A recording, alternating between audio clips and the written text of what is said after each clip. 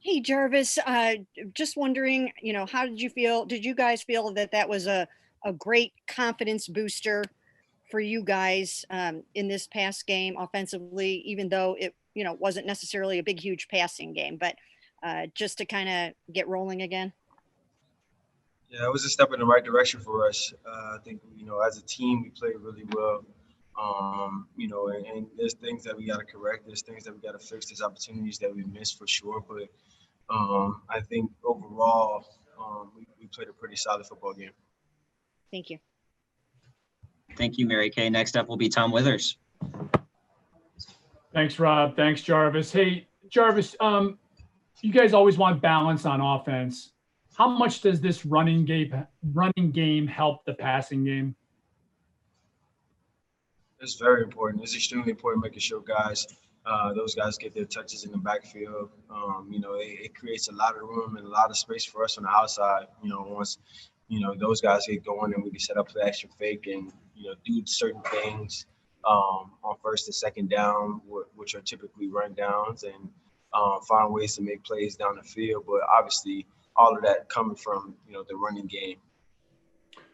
We've seen some good 1-2 combinations out of backfields in the past, and I can't remember one. It's been a long time since we've seen one this good in Cleveland. What do those fresh legs that Kareem has mean when you guys are running Nick and then suddenly he's in there and he can bust tackles just like Nick does? Yeah, man, it's really the key to our offense. I think, we all know what those two guys can do when the ball is in their hands, and the opportunities that they've been given, they've done the most with it. So I think for us, again, just continuing to know that our offense is going to run through those guys, and we have two weapons back there that pretty much can do the same thing. So it's great for our offense to have two guys like that. Jeff Shadell, your line is open. Hey, Jarvis, what impresses you most about this Washington defense? Their front. They have an amazing front. They've added guys throughout the draft and throughout free agency, and a couple guys have been there throughout the years, and I think they got maybe 4 or 5 first rounders. So their front is something that's very impressive. Next up will be Jake Trotter. Yeah, hey, Jarvis, how was it for you watching Odell have that big game Thursday, get into the end zone? And is that a performance you think that can really get him going this season? Yeah, I mean, those are plays that we've constantly seen him make, throughout his career, obviously here on the practice field and, in the Cleveland Browns uniform. And, that's part of it, making sure that we get him going as well. And, making plays, I think for him, it's not a confidence thing or lack of confidence thing. It's just getting opportunities and to make plays. And when they're there, he's going to make them. Mary Kay, back to you. Yeah, Jarvis, just wondering, I mean, there's so many Pro Bowl skill players on this team, obviously you, OBJ, Austin Hooper. But with you guys focusing, you're going to run this offense through the running game. How will you guys kind of handle the fact that there are going to be games like that, you guys just might not each one of you every week is going to have 10 targets, 120 yards and 2 touchdowns. How do you guys reconcile that? I think we always going to do what best fits, increases our chances of winning.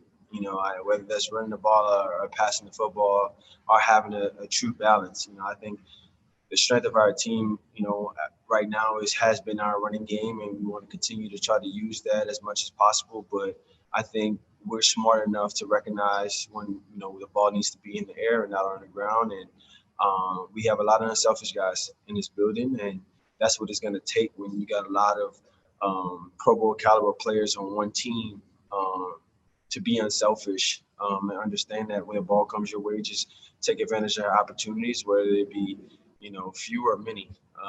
And I think that the guys in this building recognize that and are aware of that. Do you feel like you guys will get as the season goes along and this offense gets cranking, that it'll all work out where everybody will contribute to victories in the way that they would like to? I mean, I believe so. I believe so. I think they're gonna, like I said, I think we're gonna do whatever best fits our chances to win that week. And each week it can change. Each week it can be a little bit different. And I think again we have a great staff that can recognize that and understand the positions that we need to be in for as how we're gonna attack defenses, on the ground or in the air, and kind of go from there. So. I don't think nobody's panicking right now about targets or anything like that. Our main focus is just trying to win games. Nate Ulrich has our next question. Hey, Jarvis, good to see you. Now that you've been out there in real live game action for a couple weeks, how are you feeling physically? Yeah, man, I'm still working through things, man. I'm still working through things and giving it my best, giving it my all when I'm out there. Obviously, whatever my 100% is on Sunday, that's what I'm giving. I think just for me, man, just continue to stay on top of the little things. Coming up about, I think about 7.5 months out of surgery right now. So the further I get away from surgery, the better I begin to feel. So, this is one of the things that, whatever comes up, I just got to figure out a way to try to fix and approach it Sunday. And then like I say, wherever I'm at on Sunday, that's just where I'm at, and just go out there and give it my best. And then we talked a lot about the identity of the offense last year and looking for it. And I'm just wondering if you think in that Bengals game, you guys really found something with Baker on those designed rollouts and the bootlegs, and obviously the running game and the marrying of the run and the pass that we've heard you guys talk about. It seemed like it came to life, and you might have found an identity. Do you think that's the case? Yeah, I think we're on to something. Obviously, with the limited amount of practices that we've had, the not having preseason, it's still a lot of things that we still, working through and trying to figure out about ourselves. But I will say again, I think the coaching staff recognizes and the players recognize what we have to do to make sure that we're in the best position that we win each game. And that's gonna, I think, over time, that experience and those reps, those live game reps, is going to continue to form our identity. Hopefully, we find it and catch a stride, and put some games together, a couple wins together, and see where it goes from there. Tony Grossi, your line's open. Hey, Jarvis. Yesterday, I think Baker talked about the importance of starting a game sharp on offense, like he did against Cincinnati, and he talked about the importance of executing that script that the coaches come up with to start a game. It seems to me you were good at this last year, also executing the script. I'm just wondering how much effort in practice is devoted to executing the plays on the opening scripts. I mean, I think, you never really know. We never really know what the top 15 or top 20, 30 plays are going to look like. That's solely into the coaching staff's hands. We go out here on the practice field and, we're running plays and, we're executing them, but that doesn't mean that they're going to even make the top 15. There might be plays for second quarter, it might be plays for the second half. So we never really know up until about Saturday, what we're going to do for us top 15 wise. But there's a lot of plays that look good. There's always a lot of plays that look good, but in the top 15, a lot of teams have tendencies, and there's certain plays that we want to get to early on in the game that we may or may not ever get back to. But I think for us, we just got to come out here on the practice field each and every day and try to execute every play to the highest level.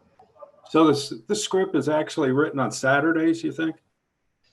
I'm not a part of that process, so I don't really know for sure. But I think once we see it, it's on Saturday. So I'm sure the coaching staff's got a good idea about what they want to call throughout the first and second series already, maybe. But again, like we're still in midweek of game planning, so there's still a lot of things that's going in right now that we still have to practice and to see how it looks versus the carded looks that we're getting out here on the field. We'll take two more, one from Dan Lobby and one from Scott Petrick. Hey, Jarvis, I'm asking this knowing that you're part of the social justice committee on the team, but I guess what was your reaction to the Breonna Taylor news yesterday? And have you guys discussed it as a team yet? Man, first, I mean, it's tragic. It's tragic. how the system continues to feel and recognize. Like I said, just they see what's going on, but just they feel to go about it the right way, or bring justice to all that was involved. It's just a sad thing, and I want to say that it's like it comes by surprise, but it's not. It's not a surprise. It's been going on forever, and it's just part of continues to show us the problem that's here in America. Honestly, we talked about a lot of things here in the Cleveland Brown organizations, from Coach Stefanski to Ms. D and Jimmy Haslam, all the guys in this building. We talked a lot about a lot of things, of how we can help in our community, how we can continue to raise awareness. But it's always tough. It's always tough. It's very tough. Thank you. We'll make this our last question from Scott Petrick. Hey, Jarvis, that's what I wanted to ask about too. As difficult it is to hear that news, in some ways, can it kind of strengthen your resolve, not just yours, but everyone's, to keep the fight going? Now, the fight would always continue. It's not no doubt about that. I think, it's just, until the whole world recognizes and see what's going on, and stop turning the eye to it, and stop just playing a part just because it's the trending thing to do. I think that, it'll never get resolved. And I think there's a lot of people out there that don't want to see it resolve and don't care if it does or doesn't get resolved. But, there's so many people fighting for this. There's so many people, that look like me that's out there fighting for this. And I know there's a lot of people that don't want to see change, that don't want to see the necessary things happen for equality, for black minorities, period.